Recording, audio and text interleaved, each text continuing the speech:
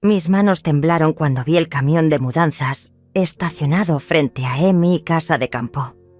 Era imposible. Había negado rotundamente el permiso a Hugo para mudarse aquí. Esta era mi herencia, mi refugio, el último regalo de papá antes de morir. Pero ahí estaban. Mi hijo de 45 años dirigiendo a los cargadores como si fuera el dueño, mientras Celia, su esposa, señalaba hacia mis ventanas con una sonrisa triunfante. «¡Cuidado con el sofá!», gritaba ella, como si llevara años viviendo en mi hogar. Me acerqué con las piernas temblorosas. El olor a tierra húmeda y flores silvestres que tanto amaba ahora se mezclaba con el humo del camión y el sudor de los trabajadores. «Hugo, ¿qué significa esto?», susurré, pero mi voz se perdió entre el ruido de muebles siendo arrastrados. Él me miró con esa expresión que conocía tan bien, esa mezcla de desafío y desdén que había perfeccionado desde la adolescencia. «Mamá, ya hablamos de esto. Necesitamos un lugar más grande para los niños». «¡Pero yo te dije que no!», grité, sintiendo cómo la sangre me subía hacia las mejillas. Celia apareció en la puerta principal, mis llaves colgando de su dedo como un trofeo. Llevaba puesto un vestido floreado nuevo y sus tacones resonaban sobre las baldosas que yo había elegido con tanto cariño. «Ay, Benita, no seas dramática. Es solo temporal», dijo, revisando su teléfono sin siquiera mirarme. Temporal. La palabra me atravesó como una daga. Entré corriendo a mi sala y casi me desmayó. Habían movido todos mis muebles hacia un rincón, como si fueran basura vieja. En las paredes donde colgaban los retratos de mis padres, ahora había cuadros modernos horribles de colores chillones. «¿Dónde están las fotos de la familia?», pregunté con la voz quebrada. «Las guardé en cajas. Estaban muy viejas», respondió Celia, midiendo la pared para colgar otro cuadro espantoso. Mis piernas se volvieron gelatina. Me senté en mi propio sofá, ahora arrinconado contra la pared como un mueble de segunda mano. «Hugo, esta es mi casa. Mi papá me la dejó a mí». Él suspiró, como si fuera yo la que estaba siendo irracional. «Mamá, tú vives en el apartamento de la ciudad. Esta casa se está desperdiciando aquí sola». «No se está desperdiciando. Es mi refugio. Vengo aquí a descansar». «Pero casi nunca vienes», murmuró Celia colgando un cuadro de rayas amarillas y verdes que me lastimaba los ojos. «Vengo cada vez que puedo. Trabajo 60 horas a la semana para mantenerme». Hugo se acercó y puso una mano condescendiente en mi hombro. «Mira, mamá, los niños necesitan aire puro. Tú puedes venir cuando quieras. Seremos como roommates». Roommates. En la casa que mi padre construyó con sus propias manos. En el lugar donde aprendí a caminar. Donde celebré mis cumpleaños.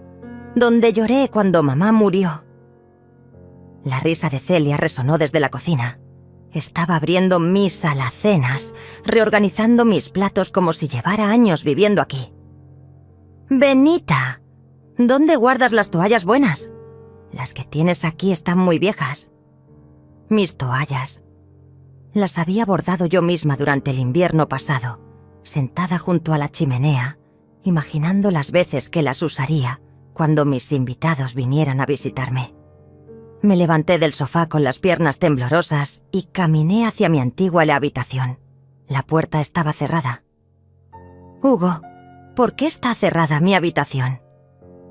«Ah, sí. Esa va a ser para los niños. Pensamos que podrías usar el cuarto de servicio.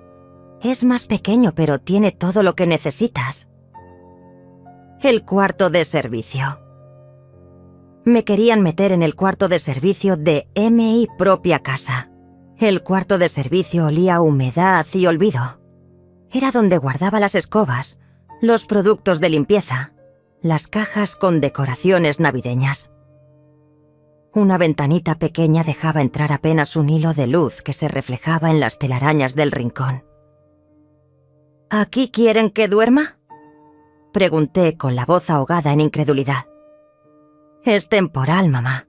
Solo hasta que encontremos algo definitivo, respondió Hugo revisando su teléfono como si esta conversación le aburriera profundamente. Temporal. Otra vez esa palabra maldita. Regresé a la sala y vi cómo Celia dirigía los cargadores para ubicar su televisor gigante, justo donde yo solía poner mi mecedora para leer. Mi mecedora ahora estaba tirada en el patio, con las patas hacia arriba como un animal muerto.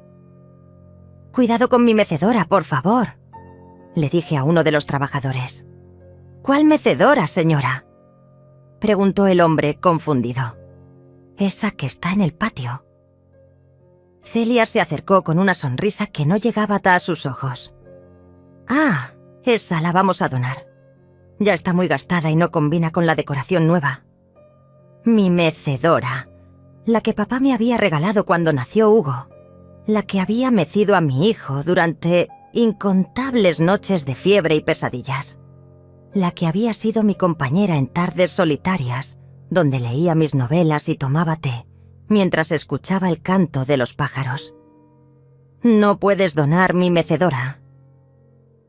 «Benita, por favor, sé razonable. Mira qué vieja está». Me acerqué a mi mecedora como quien se acerca a un ser querido moribundo. Pasé mis dedos por la madera suave, pulida por años de uso. Recordé todas las veces que Hugo había subido a mis piernas ahí, cuando era pequeño y yo era su refugio seguro. «Hugo, ¿te acuerdas cuando te leía cuentos aquí?». Él levantó la vista del teléfono por un segundo.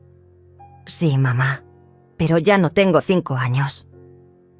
Su frialdad me cortó más profundo que cualquier grito. Era como si toda nuestra historia juntos no valiera ni un segundo de su atención. Los niños llegaron corriendo desde el jardín, gritando y riendo. Mis nietos, a quienes adoraba, pero que ahora parecían invasores en mi propio hogar. «¡Abuela! Papá dice que ahora vivimos aquí», gritó el mayor de 8 años. «Sí, mi amor», logré susurrar tratando de sonreír. «¿Y tú dónde vas a dormir?». Antes de que pudiera responder, Celia se interpuso. «La abuela va a dormir en el cuartito de atrás. ¿Verdad que es perfecto para ti, Benita? Más privacidad». Los niños corrieron hacia adentro, emocionados por explorar su nuevo hogar. Mi hogar. Me senté en los escalones del porche, el mismo lugar donde solía sentarme con papá a ver las puestas de sol. El mismo lugar donde había llorado cuando el doctor me dijo que mamá no iba a mejorar. Ahora me sentía como una extraña en mi propia historia. «Benita, ¿dónde guardas las sábanas buenas?», gritó Celia desde adentro. Mis sábanas de lino egipcio que había comprado para ocasiones especiales. Las que había lavado y perfumado con lavanda, esperando huéspedes queridos que nunca llegaron. «En el armario del pasillo», respondí automáticamente.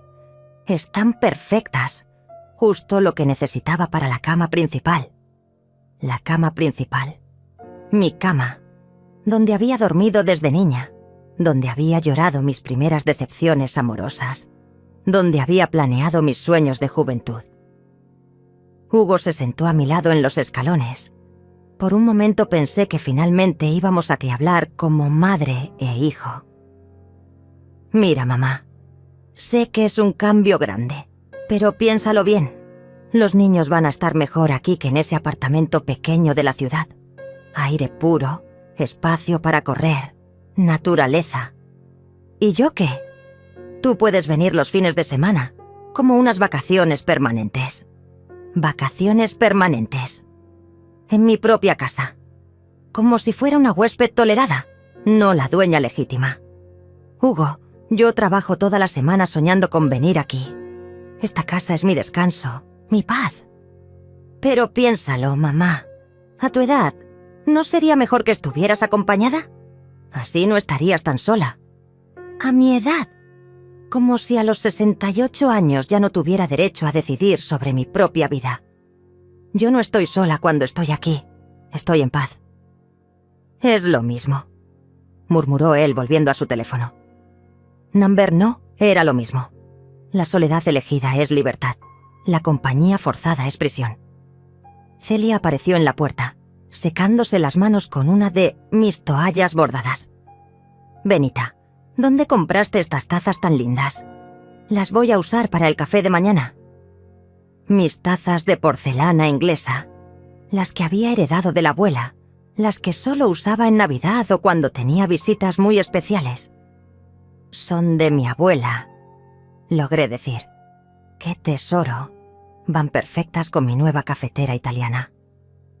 Su cafetera italiana, en mi cocina.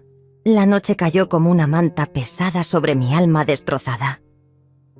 Me acosté en el cuarto de servicio, sobre un colchón delgado que olía guardado, escuchando los sonidos de mi casa siendo habitada por extraños.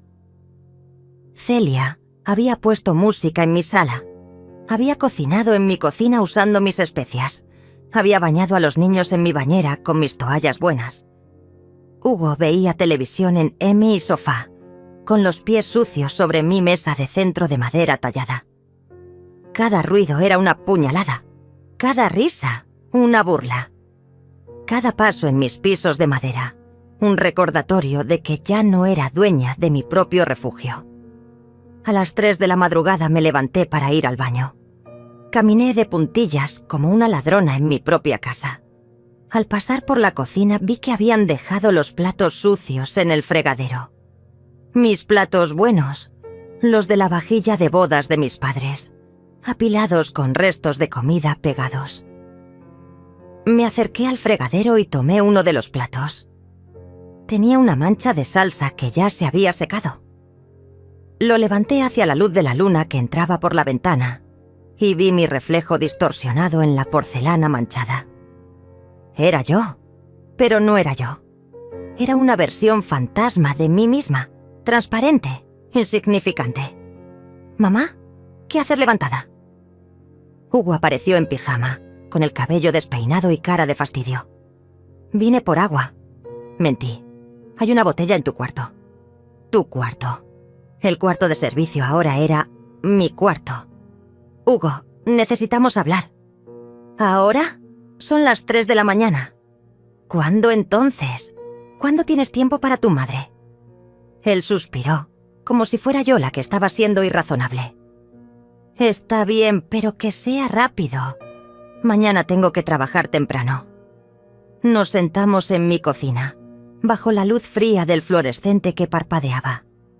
La misma cocina donde yo le había preparado desayunos especiales cuando era niño, donde le había curado heridas de rodillas raspadas, donde habíamos horneado galletas juntos en las tardes de lluvia. «Hijo, esto no puede seguir así». «¿Qué cosa no puede seguir?» «Ustedes no pueden quedarse aquí. Esta es mi casa». «Mamá, ya hablamos de esto». «No hablamos nada. Tú decidiste. Me trajiste un hecho consumado». «Baja la voz. Vas a despertar a los niños». «Los niños. Siempre los niños como escudo para justificar cualquier cosa». «Hugo, yo te dije claramente que no podían mudarse aquí. ¿Por qué no me respetaste?» «Porque eres mi madre y a veces las madres no saben lo que es mejor». La frase me pegó como una bofetada invisible. Yo no sabía lo que era mejor. Yo, que había trabajado doble turno para pagarle los estudios. Yo, que había vendido mis joyas para financiar su primer negocio. Yo, que había cuidado a sus hijos cuando él y Celia se iban de vacaciones sin mí. Yo no sé lo que es mejor. Mira, mamá, tú estás sola, trabajas demasiado. Esta casa se está echando a perder sin uso constante. Es una solución que nos beneficia a todos. Me beneficia a mí que me metan en un cuarto de servicio. Es temporal. Deja de decir que es temporal. Si fuera temporal me habrían preguntado. Hugo se levantó de la silla, claramente irritado. Mamá, estás siendo dramática. Siempre has sido muy dramática. Dramática. La palabra que había usado toda mi vida para descartar mis sentimientos, mis necesidades, mis opiniones. Dramática por defender lo que es mío. Es que actúas como si fuéramos unos invasores. Somos tu familia. La familia no entras a la fuerza. La familia respeta. La familia también ayuda. Y nosotros te estamos ayudando a que no estés sola. Yo no quiero su ayuda. El grito salió desde lo más profundo de mi alma herida. Hugo retrocedió como si me hubiera vuelto loca. ¿Ves? Dramática. Se fue hacia su habitación. Mi habitación. Y me dejó sola en la cocina, temblando de rabia y dolor. Regresé al cuarto de servicio y me senté en el borde de la cama. A través de la ventanita podía ver mi jardín, donde había plantado rosales con mis propias manos, donde había enterrado a mi perrita Canela, donde había soñado envejecer en paz. Ahora veía las bicicletas de los niños tiradas sobre mis flores, la parrilla nueva de Hugo donde antes estaba mi mesita de jardín, las toallas de Celia colgadas en mi tendedero como banderas de conquista. Me levanté y busqué mi celular. Marqué el número de mi hermana Raquel, aunque fueran las 4 de la madrugada. «¿Benita? ¿Qué pasó? ¿Estás bien?» Su voz soñolienta se llenó de preocupación inmediata. «Raquel, necesito ayuda». «¿Dónde estás?» «En mi casa de campo, pero ya no es mi casa». «¿Qué?» Le conté todo. Cada detalle humillante, cada palabra hiriente, cada objeto de mi vida que habían movido, regalado o desechado sin mi permiso. Raquel escuchó en silencio. Cuando terminé su voz sonó distinta, más dura. «Benita, ¿sabes qué es lo que más me duele de todo esto?» «¿Qué?» «Que ya no te reconozco. La hermana que yo conocía nunca se habría permitido esto». Las palabras de Raquel me despertaron como una cachetada fría. Tenía razón. ¿Qué me había pasado? ¿Cuándo había dejado de ser la mujer que defendía sus principios? «Raquel, no sé qué hacer». «Yo sí lo sé. Sal de ahí ahora mismo». «¿Cómo voy a salir? Es mi casa». «Exactamente por eso. Es tu casa.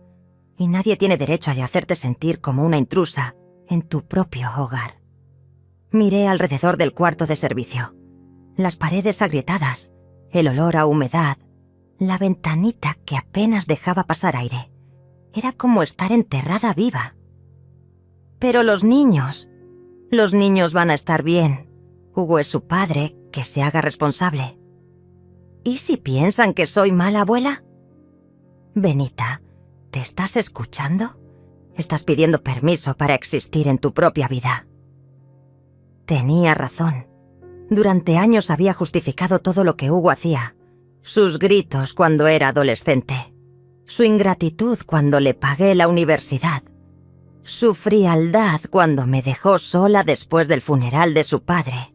Su costumbre de pedirme dinero prestado que nunca devolvía. ¿Sabes qué voy a hacer?, le dije a Raquel. ¿Qué? Voy a salir de aquí ahora mismo. ¿A dónde vas a ir? No lo sé, pero cualquier lugar es mejor que esto. Colgué el teléfono y comencé a empacar mis cosas. No tenía mucho, porque casi todo lo mío estaba siendo usado por ellos. Mi ropa, mis cremas, mis medicinas, mi libro a medio leer. Mientras guardaba mis pertenencias en la maleta, escuché los sonidos de la casa despertando. Los niños corriendo por el pasillo. Celia hablando por teléfono sobre cortinas nuevas. Hugo encendiendo mi cafetera para preparar café con mis tazas buenas. Sonidos que deberían haberme dado alegría, pero que ahora me oprimían el pecho como piedras. Salí del cuarto con mi maleta y caminé hacia la puerta principal. Nadie me vio. Era invisible en mi propia casa. Afuera, el aire fresco me llenó los pulmones como si hubiera estado conteniendo la respiración durante días. Subí a mi carro y arranqué sin mirar atrás. Manejé sin rumbo por las carreteras serpenteantes. Pasé por el pueblo donde había comprado verduras frescas tantas veces. Pasé por la iglesia donde había llevado a Hugo cuando era pequeño. Pasé por el mirador donde su padre me había pedido matrimonio hace 40 años. Todo me recordaba la vida que había construido, la mujer que había sido antes de convertirme en esta versión disminuida de mí misma. Paré en una gasolinera para comprar café y el empleado me preguntó si estaba bien. Aparentemente tenía los ojos hinchados de llorar. «Estoy bien», mentí. «¿Segura, señora? Se ve triste». La amabilidad de un extraño me quebró otra vez. Cuando fue la última vez que alguien de mi familia me había preguntado cómo estaba sin tener una agenda oculta detrás? Mi teléfono sonó. Era Hugo. «Mamá, ¿dónde estás? Tu carro no está». Salí. «¿A dónde fuiste tan temprano?» Necesitaba aire. «Bueno, cuando regreses, Celia quiere que le enseñes dónde guardas las llaves del armario de arriba». El armario donde guardaba los manteles de mi abuela, los que solo usaba en Navidad y cumpleaños especiales. «Hugo, no voy a regresar». Silencio del otro lado. «¿Cómo que no vas a regresar?» «Me voy a la ciudad». «¿Por cuánto tiempo?» «No lo sé». «Mamá, no seas ridícula. Esta es tu casa». «Ya no se siente como mi casa». «Estás exagerando». Ahí estaba otra vez. Exagerando. Dramática. Ridícula. Las palabras que había escuchado toda mi vida para minimizar mis sentimientos. ¿Sabes qué, Hugo? Tienes razón. Estoy exagerando. Una madre que trabaja toda la semana para mantener una casa que ama, que llega anexa a encontrar extraños viviendo en ella sin su permiso, que la meten en un cuarto de servicio como si fuera una empleada. Eso es totalmente normal. «Mamá, Number ya no más. Disfruten mi casa, usen mis cosas, duerman en mi cama, pero háganlo sin mí». Colgué el teléfono y lo apagué. Manejé hasta la ciudad, directamente al departamento de Raquel. Ella me estaba esperando con café recién hecho y una caja de pañuelos. «¿Cómo te sientes?», me preguntó, como si hubiera despertado de una pesadilla muy larga. «¿Y ahora qué vas a hacer?». «No lo sé, pero por primera vez en años siento que puedo respirar». Raquel me abrazó, y por primera vez en días no me sentí sola. «Hermana, ¿sabes cuánto tiempo llevas disculpándote por existir?». «¿Qué quieres decir?». «Te disculpas por pedir respeto. Te disculpas por tener necesidades. Te disculpas por ocupar espacio». Tenía razón. Me había convertido en una mujer que pedía perdón por estar viva. «¿Sabes qué es lo más triste?», le dije. «¿Qué?». «Que Hugo ni siquiera se dio cuenta de que me fui. Pero me equivoqué. Hugo sí se había dado cuenta de que me fui, solo que no por las razones que yo esperaba». Mi teléfono comenzó a sonar incesantemente al día siguiente. Primero Hugo, después Celia, después números desconocidos que resultaron ser familiares, lejanos, que nunca me llamaban. «Benita, ¿dónde estás? Los niños están preguntando por ti», decía Hugo en los mensajes de voz. «Benita, no seas infantil. Regresa para que podamos hablar como adultos», decía Celia. Pero yo sabía la verdad. No me extrañaban a mí. Extrañaban mis servicios. El tercer día Raquel contestó una de las llamadas. «Hugo, soy Raquel. Tu madre no quiere hablar contigo». «¿Dónde está? Necesita regresar. Los niños tienen que ir al médico y no sabemos dónde está su seguro médico». «¿Y por qué no tienes tú el seguro médico de tus propios hijos?». «Siempre lo maneja mamá». «Pues ahora lo manejas tú». «Raquel, esto es ridículo. Es su casa, sus nietos. Tiene que regresar». «No tiene que hacer nada. Es una mujer libre». «Es mi madre. Tiene responsabilidades». Raquel me miró y puso el teléfono en altavoz. «Hugo, dime una cosa. ¿Cuándo fue la última vez que le preguntaste a tu madre cómo estaba?». «¿Qué?». «¿Cuándo fue la última vez que la invitaste así a almorzar sin pedirle algo?». Eso no viene al caso. «¿Cuándo fue la última vez que le dijiste que la querías sin necesitar dinero prestado. Raquel, esto es absurdo. ¿Cuándo fue la última vez que recordaste su cumpleaños sin que ella misma te lo recordara? Silencio. Hugo, ¿sabes cuál es el problema? Que confundes amor con conveniencia. Colgó el teléfono y me miró. ¿Cómo te sientes? Asustada, admití, pero también aliviada. Durante los siguientes días me quedé en el departamento de Raquel, redescubriendo quién era yo sin las demandas constantes de otros. Leía libros sin interrupciones, tomaba té cuando quería, dormía hasta tarde si me daba la gana. Raquel trabajaba medio tiempo como contadora y tenía horarios flexibles, así que pasábamos las tardes caminando por el parque, hablando de cosas que no habíamos compartido en años. ¿Sabes de qué me acuerdo? Me dijo una tarde mientras alimentábamos a los patos en el lago. ¿De qué? De cuando éramos niñas y tú me defendías de los niños que me molestaban en la escuela. Eras muy pequeña y muy tímida. Sí, pero tú no. Tú eras feroz. ¿Qué pasó con esa fiereza? Se la di toda a Hugo. Creí que si lo amaba lo suficiente, si me sacrificaba lo suficiente, él me amaría igual. ¿Y te amó? Me necesitó, que no es lo mismo. Mi teléfono sonó otra vez. Esta vez era un número que no reconocía. ¿Señora Benita? ¿Quién habla? Soy Olivia, la vecina de su casa de campo. Mi corazón se aceleró. Olivia era una mujer mayor que vivía en la finca de al lado. Habíamos compartido muchas tardes tomando té y hablando de nuestros jardines. Olivia, ¿cómo está usted? Bien, querida, pero preocupada por usted. ¿Está todo bien? ¿Por qué lo pregunta? Bueno, es que he visto mucho movimiento en su casa. Gente desconocida, música alta hasta muy tarde. Y ayer vi que estaban cortando sus rosales. ¿Cortando mis rosales? Sí, querida. Los rosales blancos que tanto cuidaba. Los cortaron para hacer espacio para una piscina inflable grande. Mis rosales. Los había plantado cuando Hugo era bebé. Cada rosa blanca representaba un año de su vida. Había 25 rosales. ¿Una piscina inflable? Enorme. Y ayer también vi que sacaron muchas cosas a la basura. Cajas y cajas. Me pareció ver algunos de sus libros. Mis libros. Mi colección de novelas románticas que había reunido durante décadas. Los libros de cocina de mi madre. Los álbumes de fotos familiares. Olivia, ¿podría ir a hacerme un favor? Por supuesto, querida.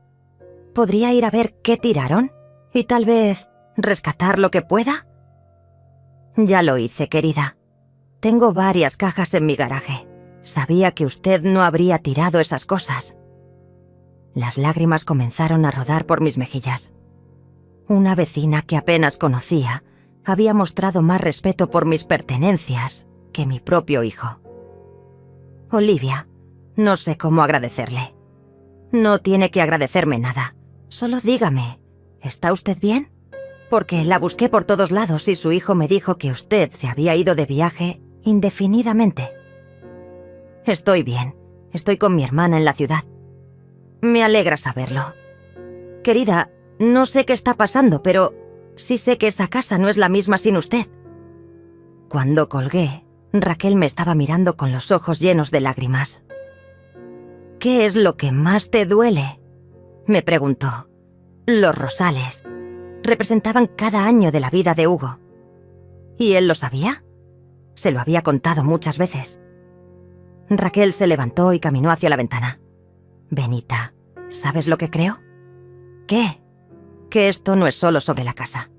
¿Qué quieres decir? Esto es sobre borrarte. Eliminar tu historia, tu presencia, tus recuerdos, como si nunca hubieras existido. Tenía razón. No solo habían invadido mi casa, habían intentado borrar mi existencia. Esa noche no pude dormir. Las palabras de Raquel resonaban en mi cabeza como campanas funerarias. Borrarme, eliminar mi historia, como si nunca hubiera existido. A las 5 de la mañana me levanté y busqué entre mis papeles hasta encontrar lo que necesitaba: la escritura de la casa de campo. La había guardado religiosamente desde el día que papá me la dejó en herencia. «Raquel», la desperté suavemente. «¿Qué pasa? ¿Estás bien?» «Necesito preguntarte algo. Tú eres contadora, ¿verdad?» «Sí, ¿por qué? ¿Conoces abogados? Abogados buenos». Raquel se sentó en la cama, completamente despierta. «¿Vas a pelear?» «Voy a recuperar lo que es mío». 3 horas después, estábamos sentadas en la oficina del licenciado Damián Herrera, un abogado especialista en derecho de familia que Raquel conocía de su trabajo. «Señora Benita, déjeme entender la situación», dijo el licenciado, revisando los documentos. «Esta casa está completamente a su nombre. No hay ningún tipo de copropiedad y su hijo se mudó sin su consentimiento». «Exacto. ¿Hay testigos de que usted les negó el permiso?» «Mi hermana escuchó la conversación telefónica». «¿Y ellos han hecho modificaciones a la propiedad?» «Cortaron mis rosales, tiraron mis pertenencias, movieron muebles». El licenciado tomó notas cuidadosamente. «Señora, esto es invasión de propiedad privada. Usted puede recuperar su casa inmediatamente». «¿Cómo?» «Con una orden judicial. Tenemos derecho, precedente legal y pruebas. Pero debo advertirle, esto puede causar conflictos familiares serios». «Licenciado, el conflicto ya existe. La diferencia es que ahora yo voy a defenderme». Raquel apretó mi mano bajo la mesa. «¿Cuánto tiempo tomará?», preguntó. «Si presentamos la demanda hoy, podríamos tener una orden judicial en una semana». Firmé todos los papeles sin dudar. Por primera vez en meses, sentí que estaba tomando control de mi vida. Salimos de la oficina y fuimos a almorzar a un restaurante pequeño que olía a comida casera y especias frescas. Por primera vez en días tenía apetito. «¿Cómo te sientes?», me preguntó Raquel, como si hubiera estado dormida y finalmente despertara. Mi teléfono sonó. Era Hugo, otra vez. «Mamá, ¿hasta cuándo vas a estar haciendo este drama?» «No es drama, Hugo. Es dignidad. Los niños te extrañan». «Si me extrañan, pueden visitarme». «¿Visitarte dónde? Ni siquiera sabemos dónde estás». «Estoy donde me respetan». «Mamá, esto es ridículo. Eres mi madre, tienes que regresar». «No tengo que hacer nada que no quiera hacer». «¿Desde cuándo eres tan egoísta?». La palabra me pegó como una bala, pero esta vez no me derribó. La examiné, la sopesé, la analicé. «Hugo, ¿sabes qué es ser egoísta? Egoísta es mudarse a la casa de tu madre sin permiso. Egoísta es tirar sus pertenencias sin preguntarle. Egoísta es cortarle los rosales que plantó con amor. Egoísta es llamarla dramática cuando defiende lo que es suyo». «Mamá, no he terminado. ¿Sabes qué no es egoísta? Querer dormir en tu propia cama. Querer que respeten tus cosas. Querer que te traten con dignidad en tu propia casa. Pero somos familia. La familia verdadera no necesita invadir. La familia verdadera pide, no toma». Colgué el teléfono y lo apagué. «¿Cómo te sientes ahora?», me preguntó Raquel. «Poderosa. Por primera vez en años me siento poderosa». Esa tarde fuimos de compras. Me compré ropa nueva, zapatos cómodos, un perfume que me gustó desde que lo olí. Cosas para mí, elegidas por mí, sin pensar en qué iba a opinar nadie más. En la noche, Olivia me llamó otra vez. «Querida, ¿cómo está?». «Mejor, Olivia, mucho mejor». Me alegra escucharla así. Oiga, quería contarle algo. «¿Qué pasó?». «Hoy vinieron unos hombres preguntando por usted. Parecían oficiales». «¿Oficiales?». «Sí, tenían papeles. Hablaron con su hijo por un rato. Se veía muy alterado después». «Los documentos del abogado. La demanda había sido notificada». «¿Y qué más pasó?». Bueno, después de que se fueron los oficiales, vi que su hijo y su nuera estaban discutiendo muy fuerte en el jardín. Ella tenía maletas. ¿Maletas? Sí, como si se estuviera yendo. Y él se veía asustado. Asustado. Hugo estaba asustado. El niño que había crecido sabiendo que mamá siempre iba a estar ahí para resolver sus problemas, para perdonar sus errores, para absorber sus crisis. Olivia, ¿podría hacerme otro favor? Por supuesto. ¿Podría vigilar la casa? Quiero asegurarme de que no se lleven nada más. Ya lo estoy haciendo, querida. No se preocupe. Cuando colgué, me di cuenta de que estaba sonriendo. Una sonrisa real, no de esas sonrisas falsas que había usado durante años para mantener la paz. ¿De qué te ríes?, me preguntó Raquel.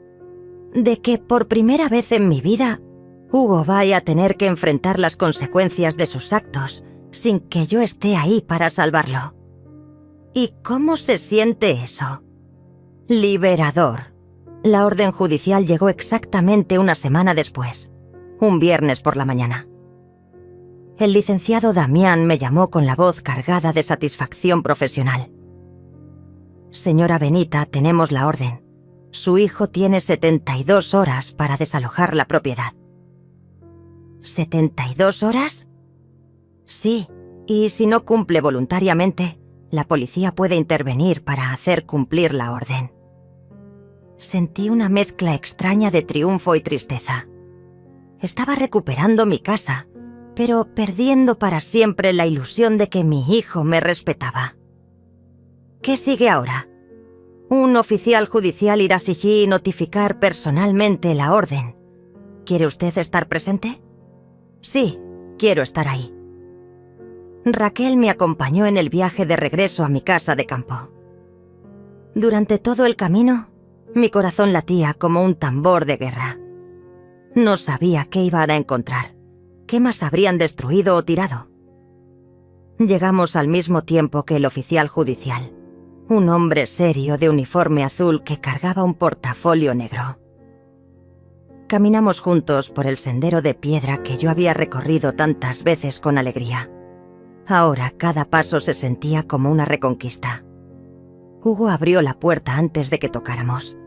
Se veía demacrado, con ojeras profundas y barba de varios días. Detrás de él no vi a Celia ni a los niños. «Mamá», murmuró, como si mi presencia fuera una aparición. «Hugo», respondí, con una frialdad que me sorprendió a mí misma. El oficial se presentó formalmente y le entregó los documentos. Vi cómo las manos de mi hijo temblaban mientras leía la orden judicial. «Mamá, ¿en serio me vas a echar? Tú te echaste solo cuando decidiste irte de mi casa sin permiso. Pero somos familia. La familia respeta.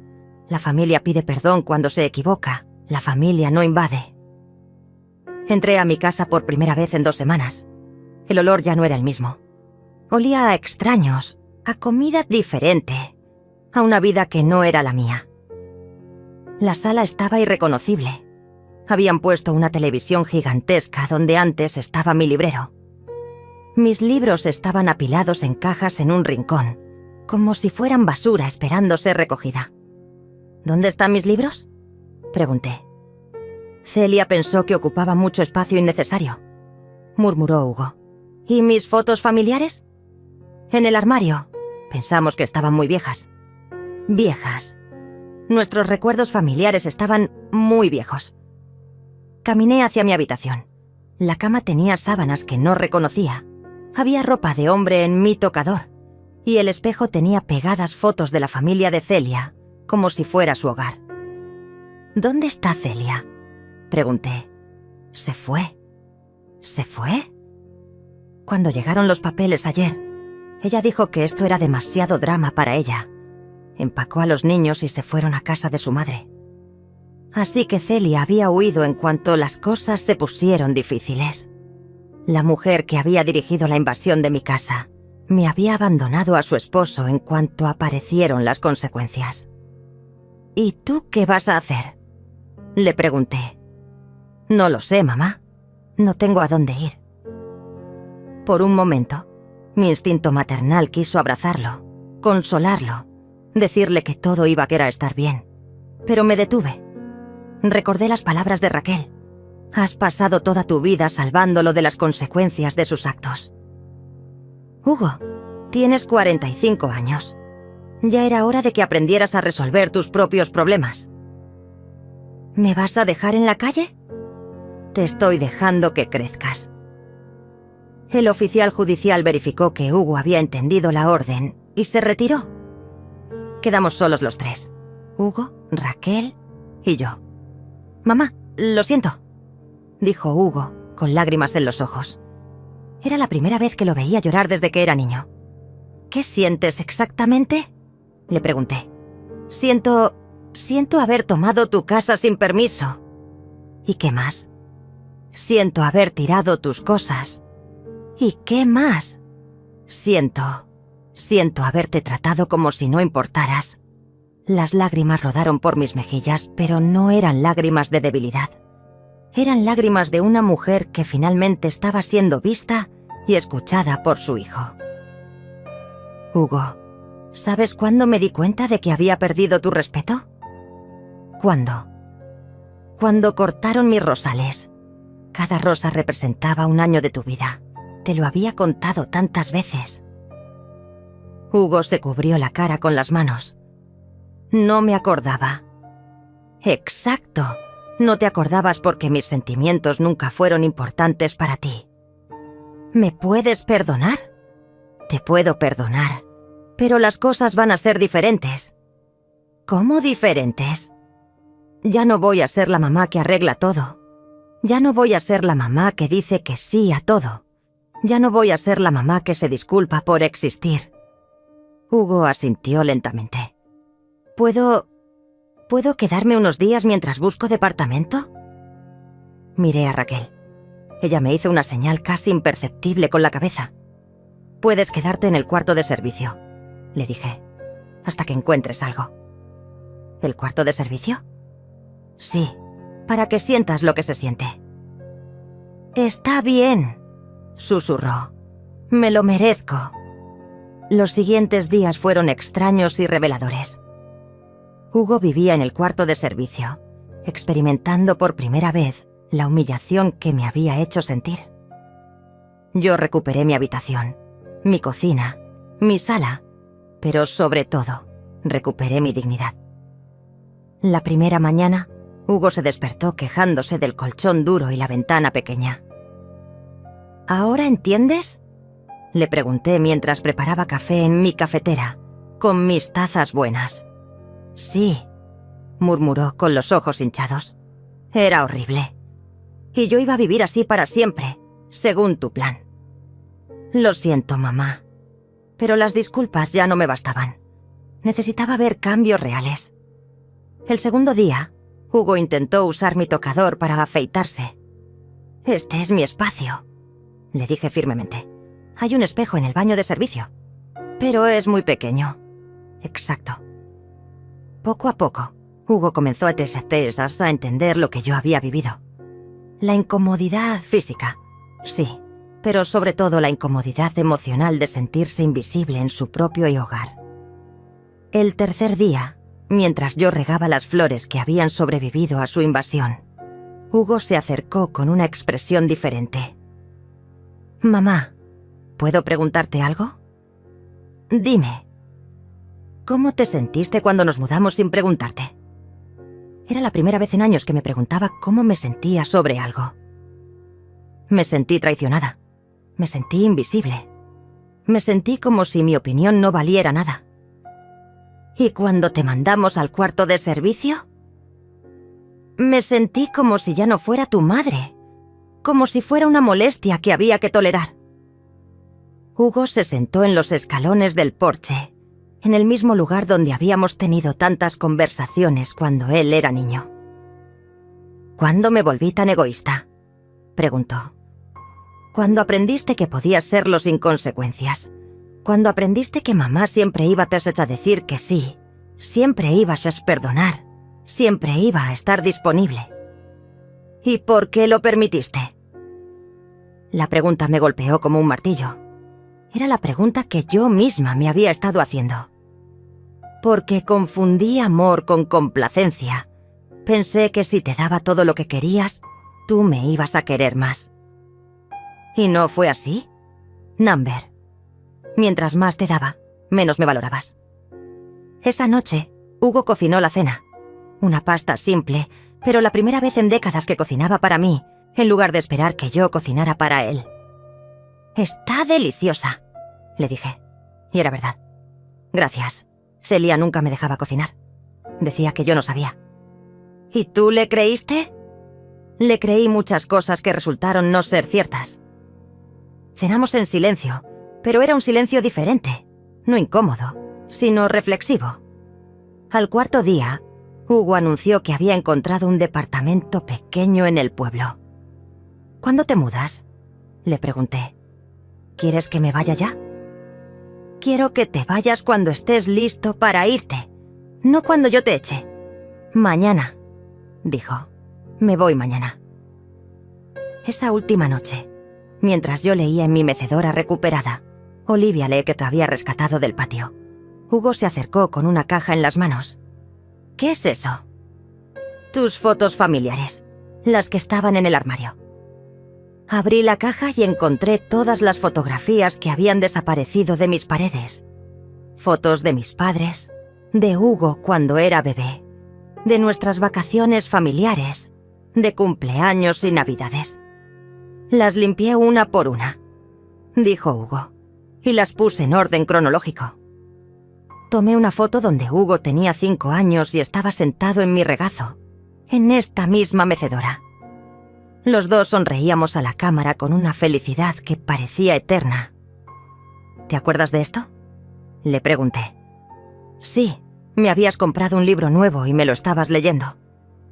«¿Te acuerdas qué libro era?». Hugo frunció el ceño, concentrándose. «El Principito», dijo finalmente. «¿Y te acuerdas de la parte que más te gustaba?». «Cuando el Principito dice que lo esencial es invisible a los ojos». «Exacto. Lo esencial es invisible a los ojos». Hugo me miró con una comprensión nueva. «Yo dejé de ver lo esencial, ¿verdad?». «Dejaste de verme a mí». «¿Cómo puedo volver a verte?». «Empezando por respetarme, siguiendo por valorarme y terminando por tratarme como a la mujer que soy, no solo como a tu madre». Hugo se arrodilló junto a mi mecedora, como solía hacer cuando era pequeño. «Mamá, quiero aprender a quererte bien». «Entonces aprende, pero esta vez sin que yo te enseñe cómo». La mañana siguiente, Hugo empacó sus pocas pertenencias. Había llegado con un camión de mudanza lleno de muebles y se iba con 2 maletas. «¿Dónde están todas sus cosas?», le pregunté. «Las vendí. Necesitaba el dinero para el depósito del departamento y además ya no me representaban». «¿Qué quieres decir?». «Eran cosas que compramos para impresionar a otros, para aparentar que teníamos más de lo que realmente teníamos. Pero nunca me hicieron feliz». Caminamos juntos hacia su auto. Por primera vez en años, sentí que estaba viendo a mi hijo real, no a la versión adulterada que había creado para sobrevivir en un mundo que le exigía más de lo que podía dar. «¿Vas a estar bien?», le pregunté. «No lo sé, pero voy a intentarlo». «Eso es lo único que puedo pedirte». Se montó en el auto y bajó la ventana. «Mamá, ¿puedo venir a visitarte los domingos?». «Si vienes como invitado, no como dueño». «Entendido». 6 meses después, estoy sentada en mi mecedora, en mi sala, en mi casa, leyendo un libro que elegí yo, tomando té en mi taza favorita. El aroma a lavanda y romero llena nuevamente mis pulmones, pero ahora sabe diferente. Sabe a libertad. Hugo viene los domingos, tal como prometió. Pero ahora viene con flores para mi jardín, no con demandas. Viene con preguntas sobre mi semana, no con problemas para que yo resuelva. Viene como el hijo que siempre quise que fuera, no como el invasor en que se había convertido. La primera vez que vino después de mudarse, tocó la puerta. «¿Por qué tocas?», le pregunté. «¿Tienes llaves?». «Ya no son mis llaves. Esta es tu casa». Ese gesto simple me dijo más que 1000 disculpas. Hemos replantado los rosales juntos. 25 rosales blancos, uno por cada año de su vida. Pero esta vez él cavó los hoyos y yo planté las raíces. Trabajamos en silencio, pero era un silencio lleno de comprensión mutua. «Mamá», me dijo mientras regábamos los rosales nuevos, «¿me puedes explicar otra vez qué significa cada rosa?».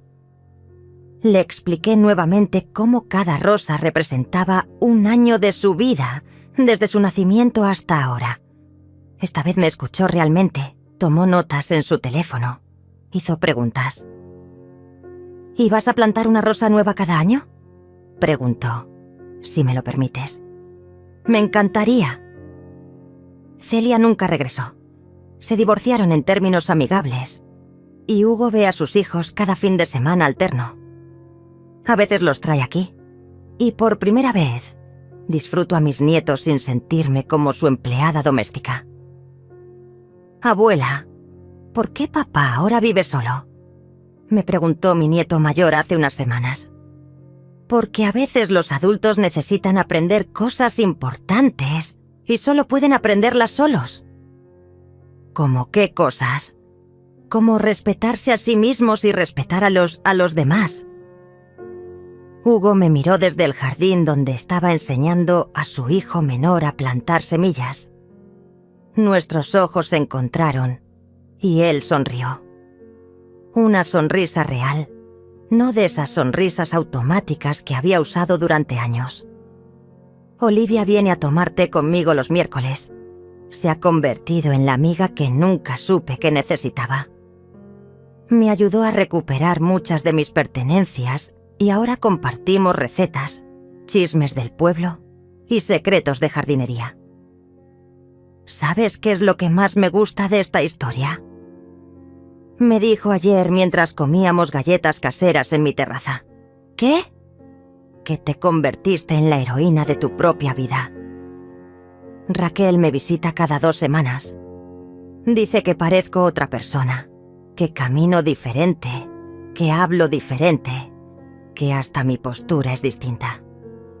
Es porque ya no estoy cargando el peso de ser invisible. Le expliqué. ¿Y cómo se siente ser visible? Aterrador y maravilloso al mismo tiempo. He empezado a satisfacer cosas que nunca me había permitido hacer. Tomé clases de pintura en el pueblo. Pinté mi casa de campo de un amarillo suave que me encanta. Adopté una gatita que encontré abandonada y la llamé Esperanza. Mi historia se ha extendido por el pueblo como semillas al viento. Otras mujeres mayores han venido a visitarme, a contarme sus propias historias de hijos adultos que las tratan como empleadas domésticas gratuitas, de nueras que las ignoran, de familias que las dan por sentado. ¿Cómo encontraste el valor?, me preguntó una señora llamada Ricardo la semana pasada. No encontré el valor, encontré el límite. Y cuando lo encontré, descubrí que el valor estaba ahí, esperándome. Algunas de estas mujeres han tomado decisiones similares a la mía. Otras aún no están listas, pero todas se van con algo diferente en los ojos. La semilla de la posibilidad. Hugo me trajo un regalo inesperado hace un mes. Una carta que había escrito, pero nunca me había dado. ¿Qué es esto?, le pregunté. Una carta que escribí cuando tenía 15 años.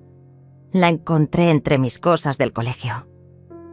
La abrí con curiosidad.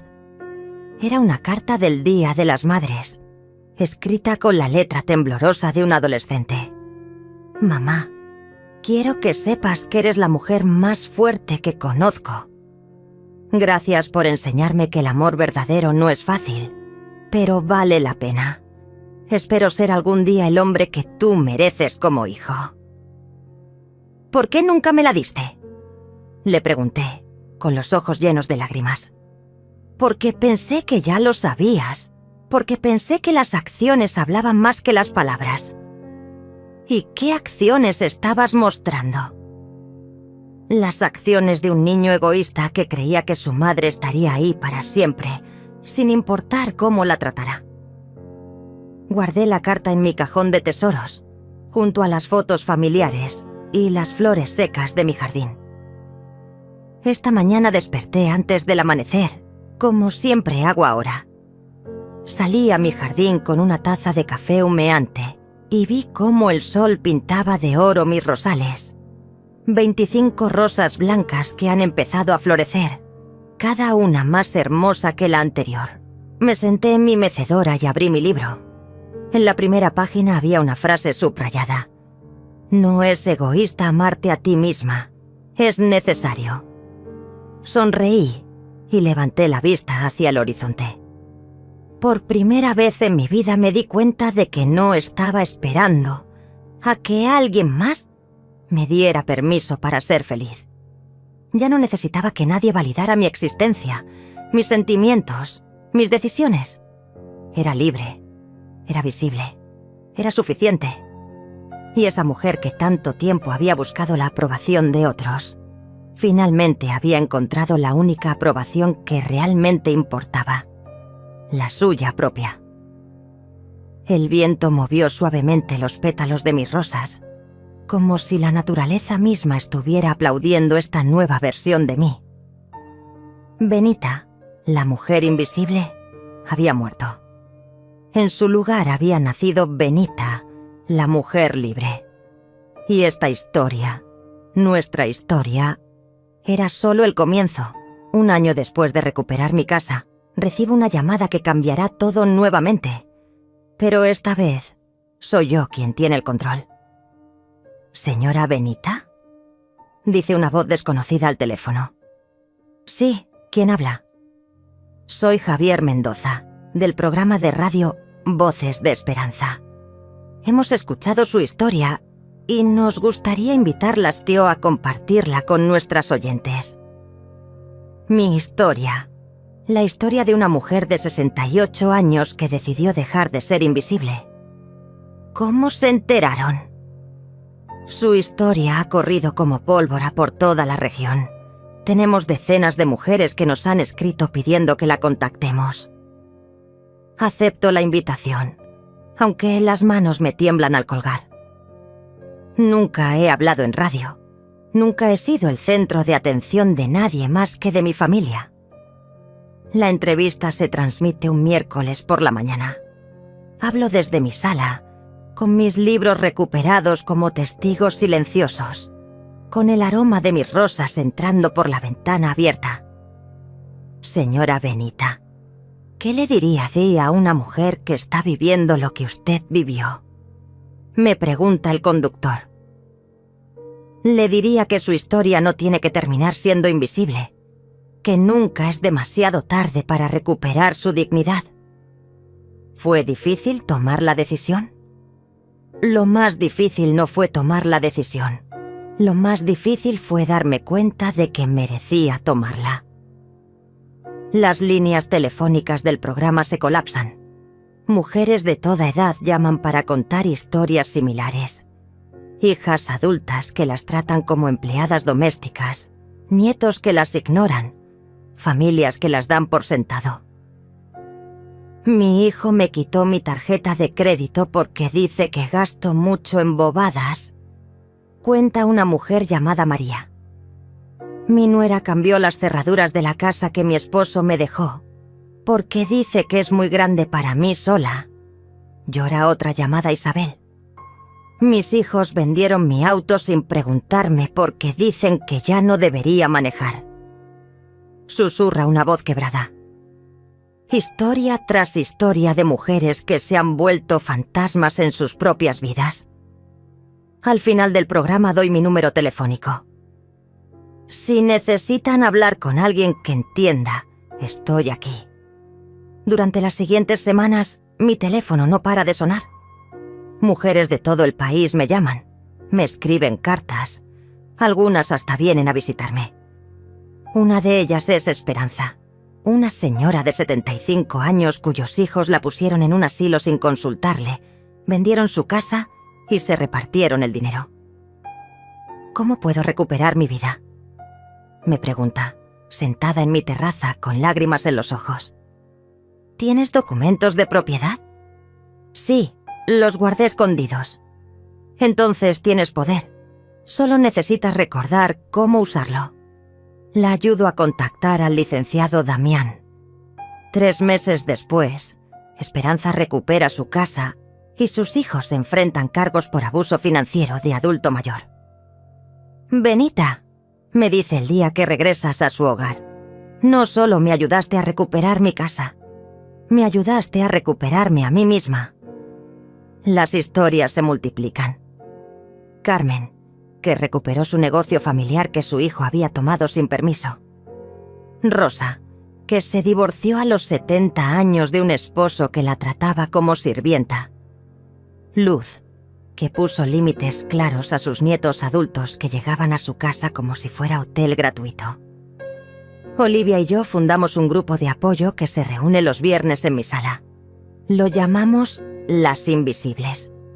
Comenzamos siendo 5 mujeres, ahora somos 30 y sigue creciendo. ¿Saben cuál es nuestro superpoder?, les digo en cada reunión. ¿Cuál?, preguntan.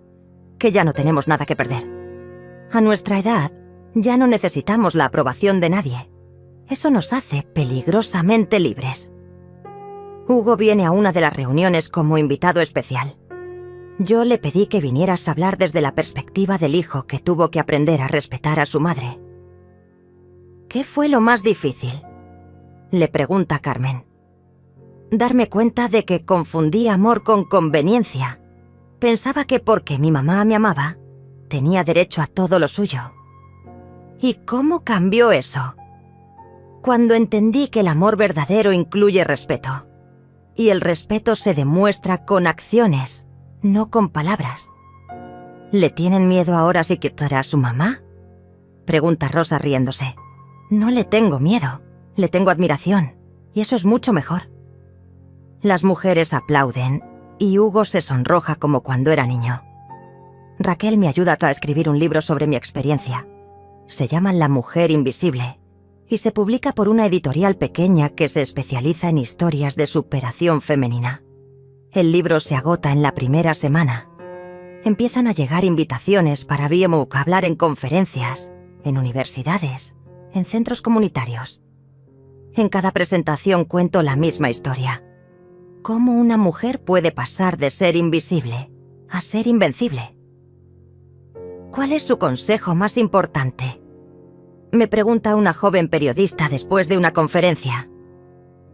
Que dejen de disculparse por existir. Que dejen de pedir permiso para ocupar el espacio que merecen. ¿Y si la familia se enoja? Que se enojen. Su enojo solo demuestra que estaban cómodos con tu incomodidad. Mi casa de campo se ha convertido en un santuario inesperado. Mujeres vienen de lugares lejanos para conocer el lugar donde todo comenzó, como dicen. Les muestro mis rosales, ahora en plena floración. Les cuento la historia de cada rosa, de cada año de la vida de Hugo, de cada año de mi propia transformación. ¿Se arrepiente de algo?, me pregunta una visitante. Me arrepiento de haber tardado 68 años en aprender a valorarme. Y de la relación con su hijo. Es la mejor relación que hemos tenido jamás, porque ahora está basada en respeto mutuo, no en dependencia. Hugo ahora tiene novia nueva, una mujer llamada Patricia, que me trata con cariño genuino, no con tolerancia forzada. Ella viene a las reuniones de Las Invisibles, aunque solo tiene 40 años. ¿Por qué vienes?, le pregunta Esperanza. Porque quiero aprender de ustedes. Quiero asegurarme de nunca volverme invisible. Los domingos siguen siendo nuestro día especial. Hugo y yo cocinamos juntos, trabajamos en el jardín, hablamos de libros y de vida. Pero ahora es una elección mutua, no una obligación unilateral. Mamá, Me dice el domingo pasado mientras podábamos las rosas. Quiero agradecerte. ¿Por qué? Por enseñarme que el amor verdadero tiene límites. Y que esos límites nos hacen libres a los dos. Esta mañana, mientras escribo estas líneas finales en mi diario, llega una carta de una mujer de España que leyó mi libro. Querida Benita, dice la carta. Tengo 82 años y acabo de echar a mi hijo de En mi casa después de leer su historia. Por primera vez en décadas estoy durmiendo en paz. Gracias por recordarme que nunca es demasiado tarde para dejar de ser invisible. Cierro el diario y salgo a mi jardín.